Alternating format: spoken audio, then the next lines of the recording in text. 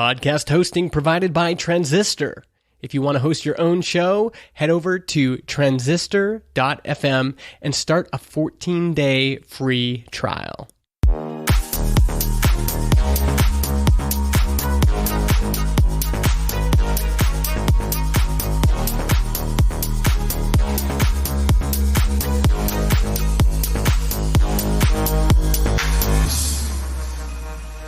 Hello and welcome to Regen, the e-racing podcast, episode 30, and we have a great episode for you today. This week we are joined by Jawad from Hit the Apex podcast. I've been a listener to Hit the Apex from the start, and I really appreciate that it's a solo show. And I don't know how you do that, Jawad, but the content's great, and we're looking forward to having you on the show. Thanks, Dino, for having me on. Been listening to your podcast as well for about a year now, and I don't watch every Formula E race, but you know, from what you guys cover, it's pretty good, and happy to just be on to talk something a bit different today as well. As far as what I do on my own podcast, I'll give Formula E and electric racing a mention here or there, but you know, obviously Formula One's the bulk of it, and delving into other sports as well, as you mentioned last week at the end of your last show. Brilliant. And of course, we are also joined by Chris Soulsby, journalist and international man of mystery. Hello. Great to be back on. Yeah. And you're got your cup of tea in front of you, of course. Yeah, I've actually drank my cup of tea already. I was really eager this morning and I was drowning myself. But yeah. Brilliant. Might get one later, but topped up. Excellent. Well, I'm going to give you the first media of the week, Chris. Okay, brilliant. So my media of the week is, I decided to embrace my inner child last night by going to see Toy Story 4. Toy Story 4 is great, you know. I love Toy Story. I grew up with Toy Story. And my God, Toy Story 4 is something else. It's fantastic. It's basically about a spork that's a new toy having an identity crisis, and it's something else. It really is. It's good though. I've undersold it there, but check it out. You know, it's got a little gang in. It's got a bit of Tom Hanks and Tim Allen. You know, it's solid really, and the spork's funny. Spork's called Forky, but what's a spork? What is the spork? Is that one of the green alien things? You've never used a spork? Oh, you mean the actual spoon? It's like a utensil, yeah. It's like a spoon crossed with a fork. I'd be having an identity crisis if I was that, you know? Like, what am I? Am I a spoon? Am I a fork? Am I for soup or, you know, stabbing things like a fork? Jawad, are you a fan of Toy Story? Yeah, actually, it's something I grew up with as well, and I think it was actually the original one might have been the first movie I saw in cinema, so I still haven't seen the new one yet. I'd need to get around and go watch it, but yeah, from what I hear, it's pretty good. Toy Story is just one of those timeless things for me. You can be whatever age, and you can still enjoy it. Just that idea about growing up with toys and everything, you know, I know we've come a fair way in kids these days, you know, the closest thing to a toy they have is like an iPad or something, but yeah, no, I think it should be good. Yeah, I think I'm gonna try and check it out. I mean, I really enjoyed the last Lego movie. I'd say one of my favourite Pixar movies is A Bug's Life, if you can remember that one. Oh, definitely. Yeah. Bug's Life's good. Yeah. Most of those Pixar movies, late 90s, early 2000s, they're all up there as some of the greatest, so... Yeah, agreed. Monsters, Inc. is... love Monsters, Inc., you know, fantastic. And Cars, how can you not like Cars as well, the original ones? Cars. Yeah. I went to see Cars 3 at the cinema, got some funny looks, but... Yeah. Okay, well, Jawad, moving along, do you have a media of the week for us? Yeah, I've actually been looking forward to contributing to this media of the week, and for me, we had this documentary on last week about an AFL player. For you guys who don't know what AFL is, it's Aussie Rules Football, and it was made around Indigenous AFL star Adam Goodes, who in the latter part of his career was booed quite a bit and was the subject of a lot of racism and racial slurs and everything. So the documentary called The Final Quarter just covers that portion of his career and also how it was portrayed in the media. A lot of right-wing media were basically telling him to toughen up and to cop it on the chin, but, you know, it's shouldn't be something that's acceptable in whether it's sport or in real life, racism. And one of the key incidents a few years ago was when there was a 13-year-old girl in the crowd who was chanting racial slurs towards him, and he decided to call her out, and that was then taken the wrong way.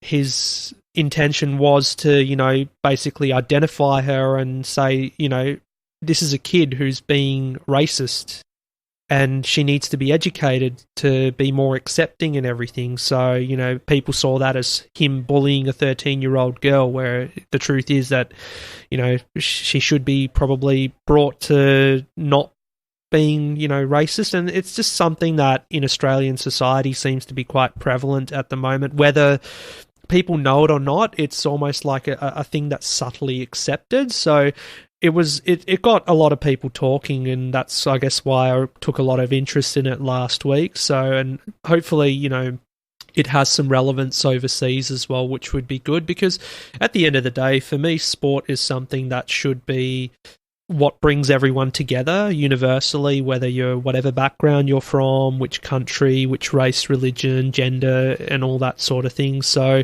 and to see, you know, there be such conflict around sport like that it's not great. Yeah, you've definitely hit the nail on the head. And in a racing context, you know, we've got the W Series, and there's been sort of a lot of talking about it. But to me, it doesn't matter who you are in the car as long as you're fast. That's it. Yeah, that's right. Yeah, precisely. You know, so no, thank you for that, Jawad. That was really cool. Very interesting. If you send a link, we'll put it in the show notes. Definitely. This week for me, I was on a Formula One podcast, the Outlap F1 podcast, and talking to James and John from Chicago, and it was really fun. I haven't been on a Formula One podcast before, so that was quite interesting. Apart from the fact where they thought Brendan Hartley was Australian. Which, I don't know if you want to claim him, Jawad, but I think us Kiwis would like to keep him. You can keep him, but regardless of that, I'm a big fan of Brendan Hartley, so I'm not too, I wouldn't say offended or anything by that. But yeah, no, I think a lot of the Kiwi drivers racing all over the world are quite cool as it is. So yeah, you know, I'm hoping that the likes of Nick Cassidy and a few other up-and-comers will be knocking on the Formula One door. But that aside, so we've previewed the Formula One German Grand Prix, and boy, was that a race last year. Boy, was that a race. We had Vettel going off in front of the home crowd. We had Bottas, this is James. We had... It's just so much. It was really cool. So it was a really good race last year. So I hope it lives up to last season's. Yeah, and they are previewing that there's going to be rain over the weekend, so perhaps it might just be the same as last year. And I touched on it actually in my own podcast today beforehand, that it was really that turning point in the championship, because Vettel's crash, you know, ever since you could say he's not been the same driver, because we've seen him make mistakes so many times after that, and he's really not been the dominant driver that we're used to. Mm-hmm. Yeah, agreed. I think this weekend's going to be very interesting, because it actually also marks the halfway point this season. And we have to appreciate right now that Ferrari haven't actually won a race yet, and that's mental. That is crazy, isn't it? Ferrari still haven't won a race, and in pre-season testing they look like the ones to beat. And, you know, they're nothing really. Red Bull have beaten them to the first win of the season for another team, which is even madder. in all honesty. But I think Ferrari need a reset. I think they do. Yeah, or just focus on 2020, I guess, now, because Yeah. he's more than 100 points behind in the championship is Vettel, so it's not looking good anyway for this year. But we'll contemplate that for another time, hey? Yeah, I was actually looking at the Constructors' Championship just briefly. And based on the points that everyone has, if Lewis Hamilton was his own team, he would be in third right now, which is mad. What? Yeah. Well, maybe you should just start one up and just run one car. Yeah, exactly. Yeah, so that was an awesome podcast, and I definitely want to talk about more Formula One. But as this is a Formula E podcast, we will get right into the news. And a big story to start us off, Andre Lotterer joining Porsche. And I thought that it could be Brendan Hartley, considering he's doing a bit of testing. And no, it was Lotterer that makes the switch. So he's been named the second driver of the Porsche Formula E team alongside Neil Yarny. And this is a breakup of Gendre. And I just want to hear both of your thoughts as to, is this a good move to go to the big German marque instead of just staying as a number 2 to Verne, or should he have stayed with the winning car? I don't expect Porsche to come in and be on the pace after a couple of races, and I don't expect them to be as competitive as Mercedes, which have had a year with HWA. Thoughts, guys? I think it's a gamble move. It's very much a gamble from Lotterer, isn't it? To go with Porsche. However, I think he might do very well there. I think he posted on social media somewhere, it was like returning to home. Because he drove for Porsche in the 2017 World Endurance Championship in LMP1. Teammate to Jani, of course. And yeah, I think it's a gamble. It's definitely a gamble, but I think it could pay off. Because Porsche's been testing its Season 6 package at Califat, I do believe. And the mileage that they've actually completed is massive. They've completed a lot of running, a lot of mileage, and it's impressive from what everyone's seen so far. And living under Verne, fair enough. We know that I think Verne's a shareholder in DS Techeetah. But with Porsche, it gives Lotterer the chance to spread his wings, get a more serious opportunity potentially. But of course, as the only driver with serious Formula E experience as well, he could very easily build the team. And I think that's what he's seeing. So yeah, I think it's a good move from him in all honesty.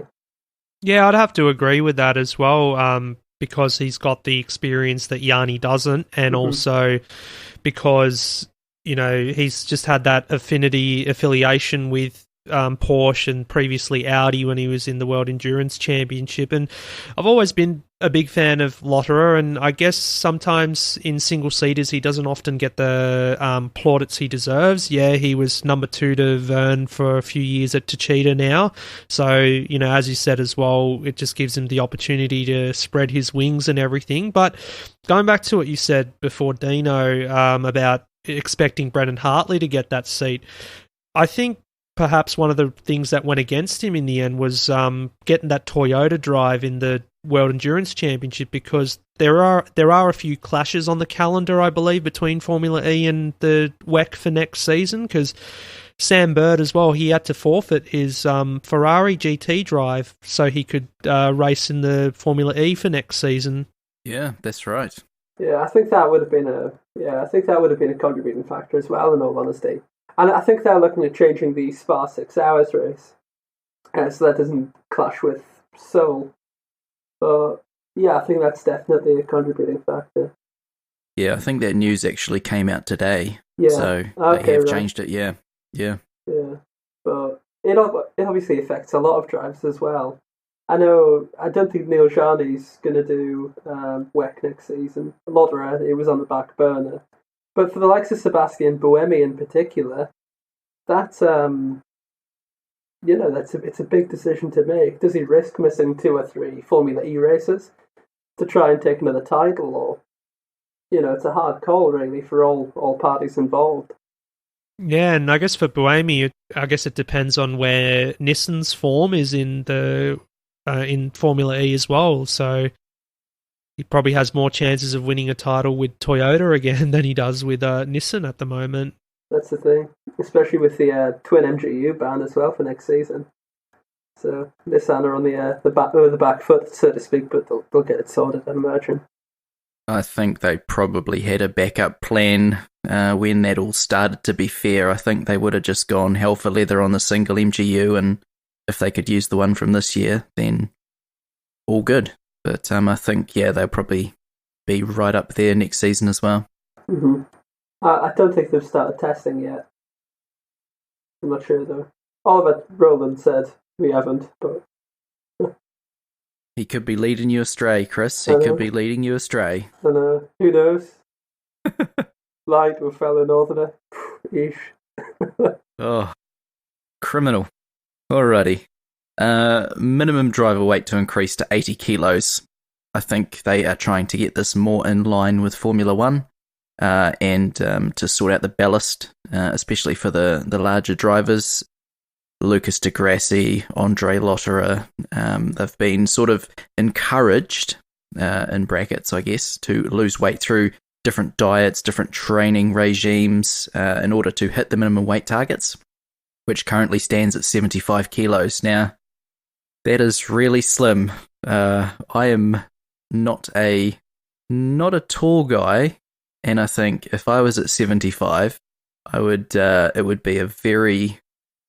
I don't think I'd want to be there. I think 80's more achievable and probably healthier for these drivers as well.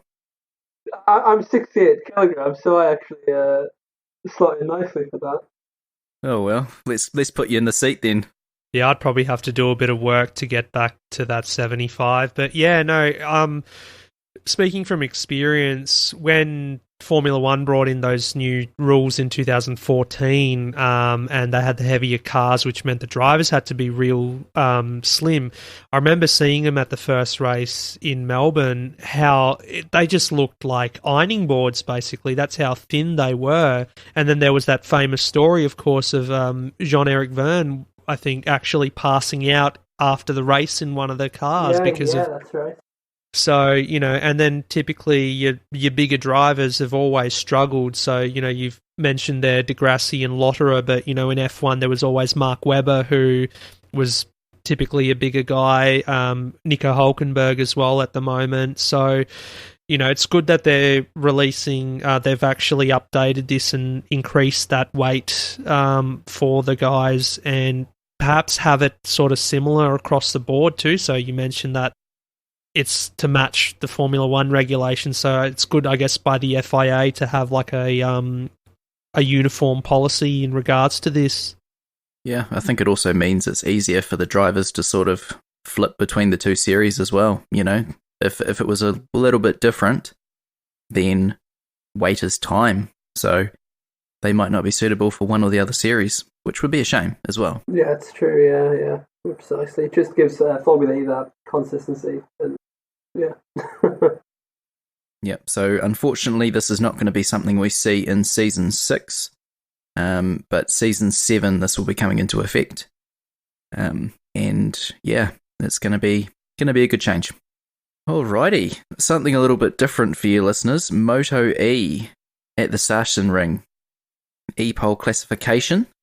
Nicky Tully with pole, and Hector Garzo in second. Eric Granado, Mike DiMiglio, and Xavier Simeon make up the top 5. And this was a little bit interesting. I'm not sure if you got to watch the Moto E, guys.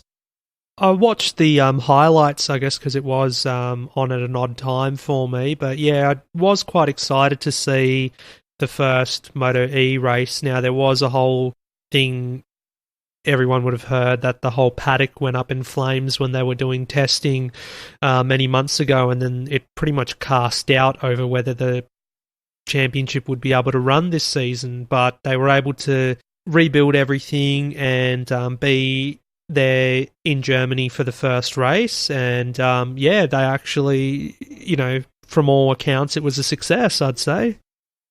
Definitely. I really actually enjoyed it. Yeah, for Moto E to actually be able to run at the Sachsenring, as you're calling it, or however you say it, I think it's a really good, remarkable feat in all honesty, because they did have the whole paddock destroyed, as Jawad said, but yeah, it's a good feat for them, and it's a good achievement to actually get racing. And I haven't seen the race, but I'm reading a race report. It sounds like a real corker of a race. I quickly looked at the highlights, and yeah, exciting stuff. Really, I think it's got a lot of potential to really grow as well. Yeah, I think so too. So looking down the sheets for qualifying, the bottom two were not classified, and that was Jesco Raffin and Maria Herrera. One of them went out before the lights went green, and one of them was too late going out. So the countdown clock on the pit lane goes green when it's your turn to go out, and it has your number on it. And you only have a certain period of time, I think it's about 45 seconds, to get out and start qualifying. And if you go too early or go too late, you miss your shot at qualifying and, yeah, disqualified. So back of the grid. Which, interesting way to do it. Yeah, it is an interesting way to do it, and I guess because they're operating on such a tight schedule, because it's part of that MotoGP weekend, and they've got Moto 2 and Moto 3 as the typical undercards, and then they've basically squeezed Moto E in, so like in a typical day, on a typical Sunday when you have your MotoGP race at 2 o'clock in the afternoon, I think the Moto E is run at like 10 o'clock in the morning, or maybe 9 o'clock in the morning, even before the other guys have their warm-up sessions. So I guess just the time is a big factor when it comes to that, and that's why we see that they've only got 7 laps as well in the race, which we'll talk about. Yeah, absolutely. So Nicky Tooley had a pretty good start, but it seemed like he was under pressure and kept falling back. An epic battle at the front, I would say. Eric Granado pretty much losing out and taking the long way around, but fighting back. I thought there was a lot going on in this race, to be honest. And the top 4 sort of were in a class of their own, and the midfield was just a scrap. The midfield was just incredible. I really enjoyed watching that, actually. So we had Canepa and Cassidy, Nicholas Terrell, Sete Gibernau, which I sort of recognised, and he's 46 years old. 46 years old, still absolutely crushing it. There was a lot to like in this race. Initial thoughts on the race? We'll start with you, Chris. I mean, the race start was obviously mental from what I understand. We had Tilly make the poor start. My man Bradley Smith, who I believe I called to be a winner this season, he shot into the lead, lost that to Hector Garzo. We of course can't forget the crash. Who crashed? Salvadori. And that obviously brought the race to an early end, because that was a red flag. That was a big old crash, wasn't it? Yeah, it was actually. But yeah, solid, really. Solid race. Definitely got potential. It was shortened to 7 laps, I believe, wasn't it? Instead of 8? Yes, that's correct. The final results were based on lap 5. It's a shame that it ended on lap 5, but it's a shame that it's the schedule's so tight, isn't it? That's the thing. But yeah, it's got a lot of potential. And Jawad?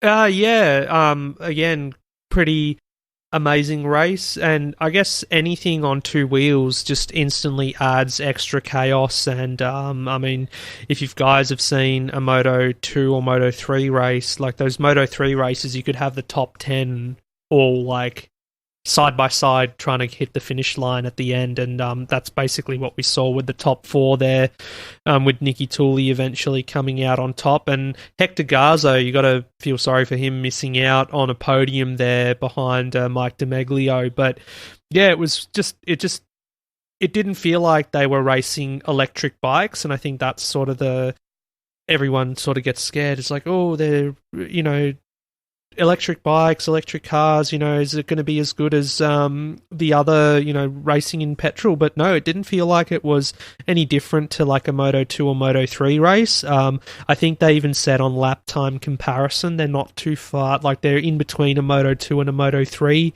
bike. So no, that's because they're carrying extra weight because of the batteries on board those bikes. But I would really like to see how this develops, and technology-wise, perhaps we can get longer races eventually as well. And, if it can become its own standalone series in the future, that would be something exciting too, because when you look at the depth of talent on this grid already, Bradley Smith, as you mentioned, who's also currently Aprilia's test rider, and he was on the grid for MotoGP for quite some time. Demeglio as well, Alex De Angelis, Sete Gibernau, who, as we all famously remember, was one of Valentino Rossi's great rivals back in the early 2000s. Maria Herrera's the first female champion in Supersport series as well, Randy DePugno. So yeah, the list goes on, and even the teams as well. It's good to see big names from Grand Prix motorcycle racing like IO, Mark VDS, Tech 3, Grassini, Pramac. They're all on board in this championship, so it just goes to show you how they are all embracing it, and it'll become something pretty big in the future, I bet. Nice. Yeah, I definitely don't know much about the bike, so it's good to have some proper insight. Are you a big MotoGP fan? I will watch it every weekend. I guess it's sort of, for an outsider, it kind of will remind you of Formula One with the domination of Marc Marquez at the moment, who just looks unbeatable, and it doesn't look like he's going to have any competition this year for the championship. But yeah, it's one of those things where it gets you at the edge of your seat. It's a whole different ball game to like a Formula One or Formula E. The racing is really close, but that's because they're on two wheels, and the whole gladiatorial side of it is really what will get you on the edge of your seat. So I do enjoy watching it for that reason, and they're just freaks though, the guys who are on those bikes. There's some of the things they do, like Marquez in a weekend, even though he wins everything, he'll crash about 10 times or look like he's about to fall off his bike but get back on it. So there's a reason why these guys are called aliens. So yeah, if you haven't got around to watching a race this year, I'd highly recommend it. Yeah, I think I might. Yeah. Yeah, I mean, I'm not a bike person, in all honesty. I think I've watched one MotoGP race, which was Qatar. I think it was the season opener many moons ago, and I really enjoyed that. But didn't watch any more. But, I might try and get into the good old MotoGP if you get the chance. Yeah. And I wanted to touch on Sete Gibernau, 46 years old. Valentino Rossi's getting on as well. Can the guys stay longer on the bikes? I know Kimi Raikkonen's quite old in Formula One. Yeah, he's getting on. And he's still going strong, still putting out the performances. Do you think the nature of the bikes makes it easier, or would the cars, do you think, make it easier to have a longer career? Because 46, that's incredible. I reckon it would be easier in a car, but then in a car as well, it would depend on what type of car. I reckon if you're driving, or racing, I should say, in a touring car or a GT car, you'll find a lot of drivers who sort of are on the, one side of 40. I look at supercars here in Australia. Craig Lowndes raced up until after 40, he's still racing now as well. And then Kimi, as you said, he's going to be 40 next year. I reckon on a bike it's a lot more harder just because of the physical demand that's on the bike. So to see Gibernau at 46 actually doing this is quite rare and surreal. And I think of John McGuinness, who's one of those crazy Isle of Man TT riders, and he's also in his 40s and is still out there racing at one of the most dangerous races in the world, which is the TT. So I think on a bike it would be much harder. But if you've got the fitness there and you are not really suffering from from old age, I should say. Oh god, the people are going to hate me for saying that. But yeah, if you're still feeling fit enough, you can do anything. Yeah, I mean, talking about older drivers, for me were Pedro Lamy and Jan Magnussen, who are prolific sports car drivers, driven for Corvette and AMR in WEC. But yeah, I'm not sure. I mean, I don't know anything about MotoGP. Obviously, I don't know a sausage about MotoGP, in all honesty. But yeah, yeah, it depends on the demand of the car, really. With Formula One, obviously, you've got your high Gs. It's you've got to be finely tuned. It's very important to stay fit to cope with the demands of the car. With sports car racing, well, not sports cars, but touring cars, GT cars, you won't get that same demand. The acceleration isn't as heavy. The braking isn't as punchy. The Gs won't be as high. Obviously, with MotoGP, though, I mean, I think it depends on how mental you are, really. And I guess at the end of the day, yeah, that's the big thing. So, Rossi, I think between him and the next oldest rider on the MotoGP grid at the moment, there is like a 5-year or 6-year gap, I think. So, he is really in a class of his own when it comes to that. And then when you look at Moto E as well, Gibernau is like by far older than the next oldest rider on that grid. Yeah, okay. Next race is at the Red Bull Ring in Spielberg, Austria, and I'm going to watch it. I'm a new fan. It's really exciting. So, yeah, can't wait. I will watch it as well, I think. I think any race at the Red Bull Ring is worth watching. If you saw the F1 race there this year and the last few years worth of MotoGP races, it's been pretty exciting, so count me in as well. It wouldn't be a Regen podcast without a Formula E, I don't know, it's not really news, but some talk about Formula E. So I was scouring Reddit the other day, and there's a post by JVM23, and it is a Formula E wish list for 2019-2020, and I will read it, and then we'll talk about a few of these drivers who we want to see in next season. And of course, there's a couple of people there that if they don't get into Formula One, it's obviously a shame, but could they find a home in Formula E? So here we go. I've had a massive wish list of drivers that I've wanted to see in Formula E. Some have been and gone, and now there's a fresh update. Jack Harvey, 2012 British F3 champion, 2 times Indy Lights runner-up, and races in selected rounds of IndyCar. Jake Hughes, 2013 BRDC F4 championship, and he races with HWA and F3 and tested in Formula E with Neo.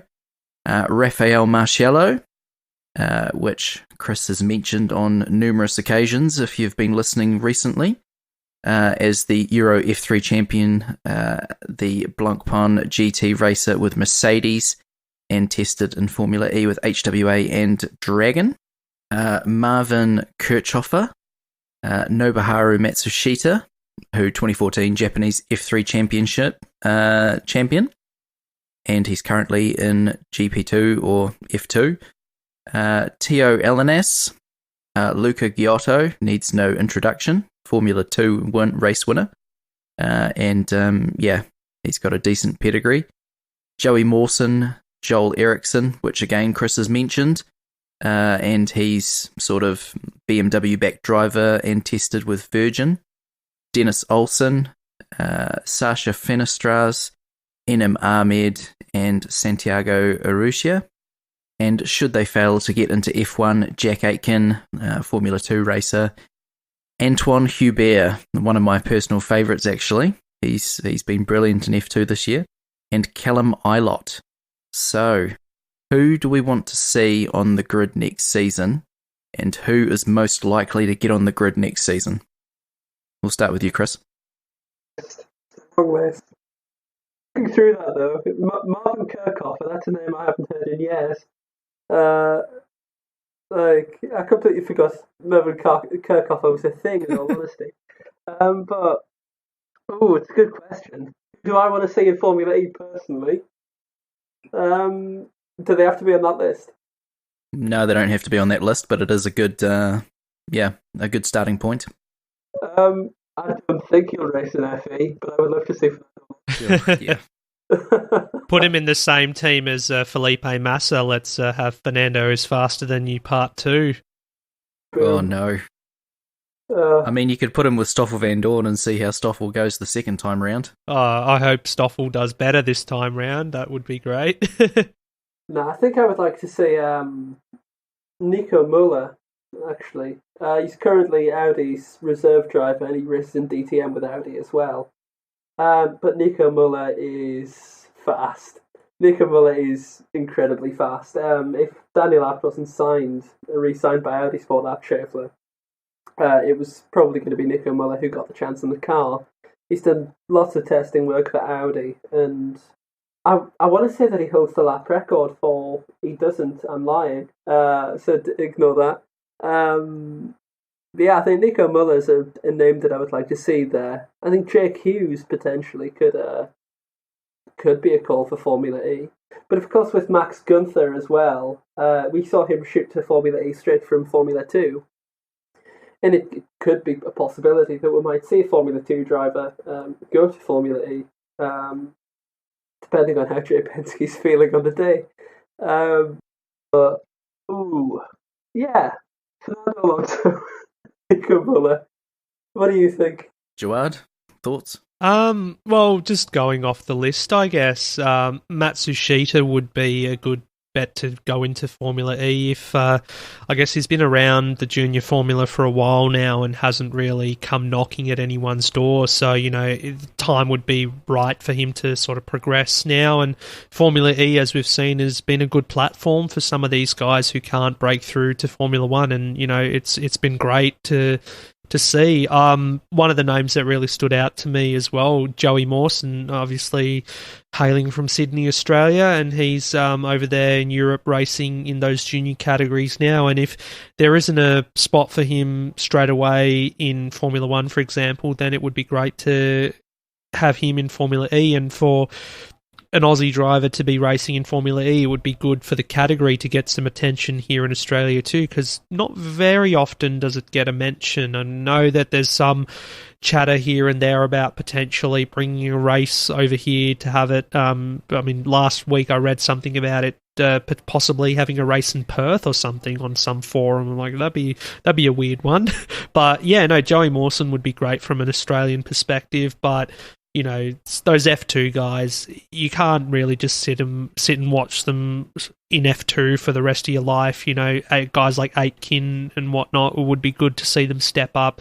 And Alexander Albon was destined to go over to race with Nissan this year until that last-minute deal with Toro Rosso came through. So, it goes to show you that, yeah, Formula E is really, really good, and the depth of talent on the grid invites these guys to say, well, you know what? Forget about F1. If they don't want me, I'll go somewhere where I am wanted and can be successful as well. And that's where I guess it's good to see that the championship's got that high level of credibility behind it too. I think I'd like to see Nick De Vries in the car, just personally. Yeah. That's a good answer. I think I don't know. He's destined to win. He's looking good in Formula 2, but do you think there'll be a spot for him on the Formula 1 grid? And I don't think there will be. So to keep, I think guys like that, they need to keep their eyes on them. And I think, to be doing well first season as a rookie in Formula E, you sort of think, well, they're adaptable. It's a little bit of a different series. And yeah, I think it couldn't really do him any harm. His stock's high at the moment. And if he does well in Formula E against the likes of Verne, Bird, etc., I think that'll only sort of have more people looking at him. Yeah, and especially if they can get him at his age that he is now as well, and be sort of a long-term prospect. He can have success in Formula E, then later on down the track, maybe if a spot opens up in F1 or in another category, he can make the switch as well. So, it would be great for a super young driver like De Vries to go over to Formula E and make a splash. Also, Antoine Hubert. I really like his style of driving. I really do. and he is in the same team as Tatiana Calderon. Same car, and he's just miles ahead. He's doing such a great job, and I didn't expect him to get race wins, but he's managed it. Jack Aitken, of course, and Callum Ilott. Yeah, I could see it. But it'd be interesting to see where they end up as well. Yeah, I think it's with the current Formula 2 grid in particular. Personally, I can't see many of them potentially racing an F1 in the future. Just like you said with Nick De Vries, I think he's a fantastic driver, but unfortunately, I don't think he'll get that F1 seat. I think he's probably destined for WEC or Formula E even. Great driver, but not quite race seat material. Maybe it's a good reserve. But again, Jack Aitken, I can't see him racing an F1 for some reason. I think he's a great driver, very talented. But yeah, he'd be nice in Formula E. Antoine Hubert, though, solid driver, really. Ren GP3 champion. Doing well with Arden, actually. I think he's 7th in the championship right now in F2. He's had a couple of wins, and Arden haven't been as successful as they would have wanted over the past few seasons. And yeah, he's been impressive. He's been really good. Quite like Antoine Hubert. There's a lot of talent in the Formula 2 grid. There's a lot there. And shout out to Nick Cassidy as well. It would be nice to have another Kiwi on the grid in Formula E. Sort of strengthen the pull to have an Auckland E-Prix or a Wellington E-Prix or somewhere here. Guys, there's one more thing on the notes. A new EV, the Lotus Evija. Yeah, you're wrong. Yeah, I'm wrong. It's apparently pronounced the Lotus Evija, depending on where you're from. Sounds like a really posh name, doesn't it? That's what they call it over here in New Zealand. Yeah. You could call it the Evija, the Evija, the Evja, or something, but apparently it's called the Evija according to Lotus. And Evija just sounds a lot cooler as well. Sounds like a heavy metal band name. I could trademark that. Evija. Yeah, getevija.com. Yeah. Very modern, isn't it? But yeah, Lotus, the great British brand, of course, not band, have launched this new car, the Lotus Evija. It translates from Hebrew as living to breathe, apparently. And it's its first electric hypercar, which obviously makes me very happy. And it's a new dawn, obviously, for Lotus. It's going to be the world's most powerful production car, with 1,972 brake horsepower. Is that even what? Yes, that's nuts. And it's going to have a top speed of, well over 200 miles an hour. It's crazy. 0 to 60 in like 3 seconds or something. It can hit 0 to 180 faster than Bugatti Chiron, apparently. It's got a range of 250 miles, and you can charge it fully in 18 minutes. But that, unfortunately, requires a 350 kilowatt charger, and there's only one in the UK, which is in Kent. So if anyone from Kent listening, you're probably a potential owner of this car.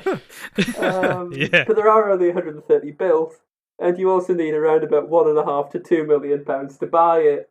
So our rich Kent audience, call up Lotus and see what you can do. Just pocket change. There could potentially be 130 of them in Kent. Yeah, who knows? Get more 350 kilowatt chargers. You might see Kent, the home of the Lotus Evija or Evija or Evja. That is really cool. Now, is this sort of? I know Nick Heidfeld was driving a Mahindra-owned. It starts with P. The automobile Pininfarina. Yep, that one. They made the one. Pininfarina Batista, isn't it? Yeah. That's the one. And that was just in the, same sort of brake horsepower range, just crazy. So, yeah, cool to see that there's another one. Yeah, it's nice. It's all going that way. You've obviously got the Neo EP9 as well, which holds the Nürburgring road car record, I believe, doesn't it? Or it might have been beaten. Okay, I have cool. no idea, yeah. I mean, these sort of things, you're not going to drive them on the road, are you? It's just, I thought they were going to drive them. I imagine that something like this, you would never have traction on the road. Yeah. Never. It's just crazy. Cool though. Yeah, really cool. I wouldn't mind a Lotus Evija. Be nice.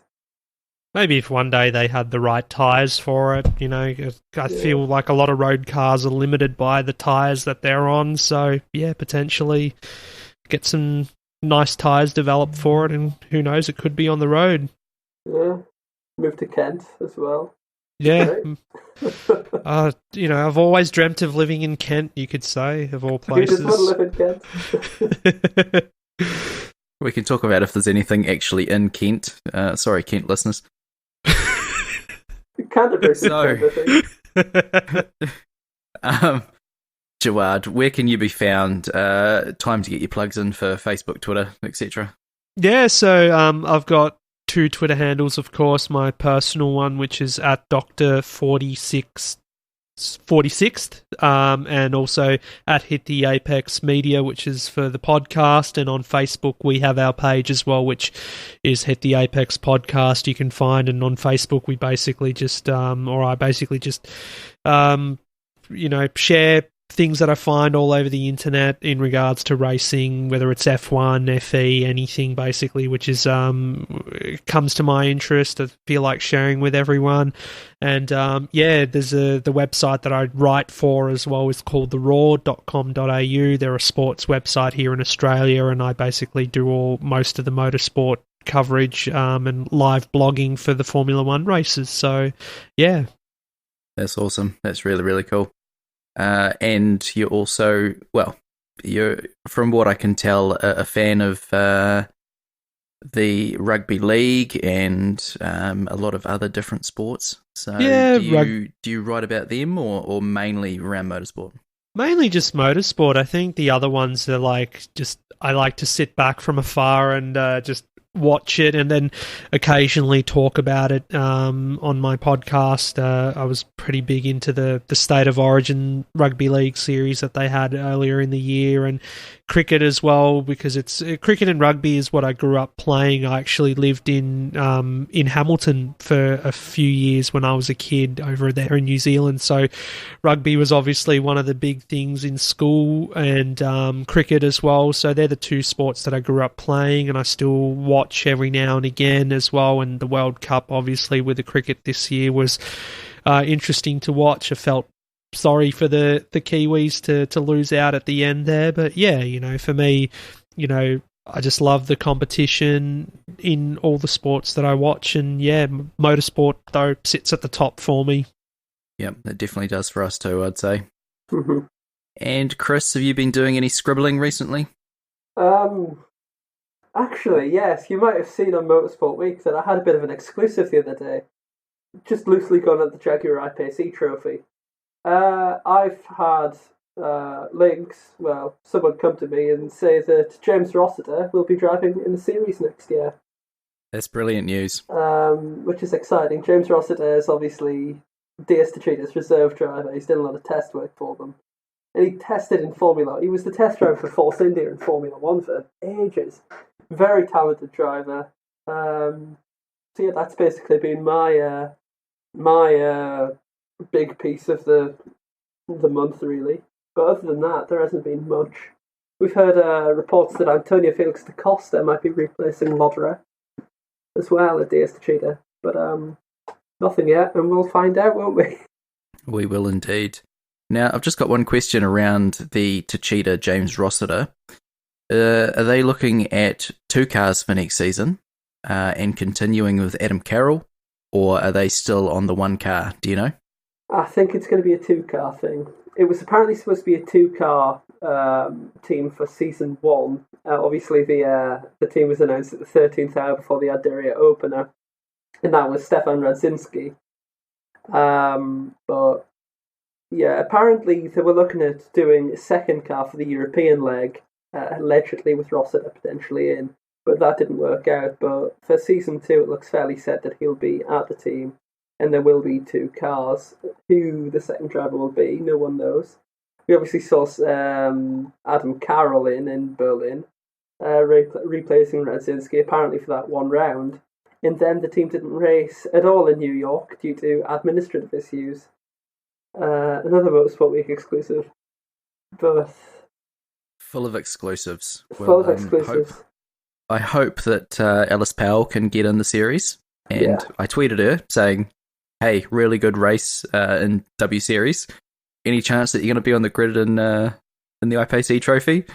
And she actually got back to me, which is cool. Yeah. But no real indication as yet. So I'm still hopeful. I hope so. We'll see a bigger grid for sure, though. It looks at about 17 cars according to eRacing 365. But I can't wait to see who joins this series, because drivers are reluctant to join a series in its maiden voyage, because racing series die, every month or so, and it's such a high risk form. And we could see some really cool drivers join this series, because I think drivers will use it as a feeder series to F1 to Formula E. And yeah, that's what James Barkley said. He goes, I think we'll try and use this as a feeder series to FE.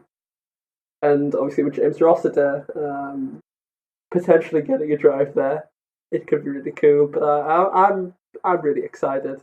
I want to see more teams, more drivers, more pro drivers, more pro-am drivers. More drivers like Celia Martin, really. Get drivers with no experience and give them that chance, because it is the perfect series to do it.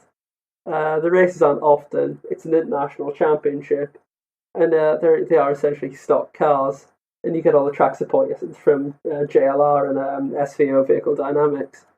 So, exciting stuff, really, yeah.